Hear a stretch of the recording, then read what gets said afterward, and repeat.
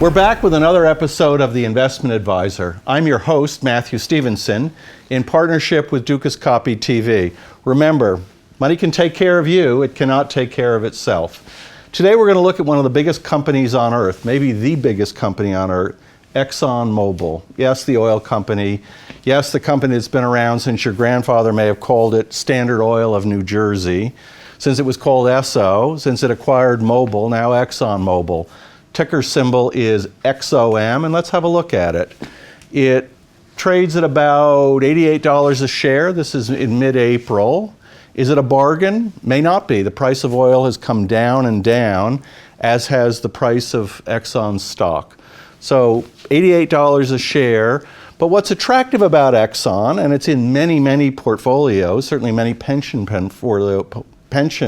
portfolios especially, is it trades at 11 times its earnings. I would say it earns about $7.50, 60 cents a share.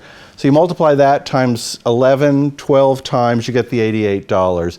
That represents good value. So maybe Exxon isn't a growth stock the way we think of Apple Computer, some of the others, but it's certainly a company that is, even in a difficult market, and this is as difficult a market as the oil companies have seen, covers its dividend. Dividend is about $3.13 a share. But now your risk with ExxonMobil, and I don't minimize these risks, is that earnings will come down because the price of oil has come down, price of gas has come down, and that will shrink the amount of money they can pay shareholders for holding their shares.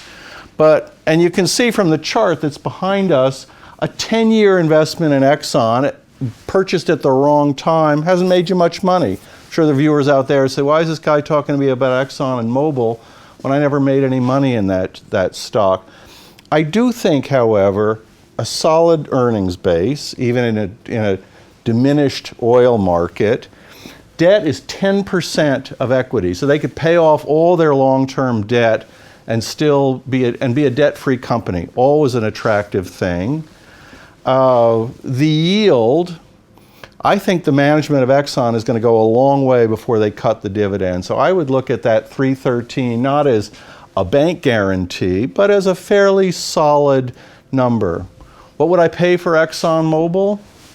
Well, you can see here it's at about $88 a share. At 80, at 84, I don't say a steal, but I would say a reasonable investment in a AAA stock that's been beaten up in the markets, not because the company's poorly managed, not because people all hate fossil fuels, they need fossil fuels, but because, let's face it, it feels like a proxy for the oil business. The oil business is on its knees, has been on its knees, and Exxon has gone down with the industry.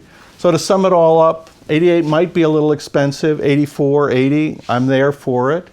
The yield is interesting. You get 3.5% on your money while you're waiting for the energy markets to turn around. And you participate as a partner, as a shareholder, with one of the great companies on the earth. Well, that's all the time we have today on the Investment Advisor.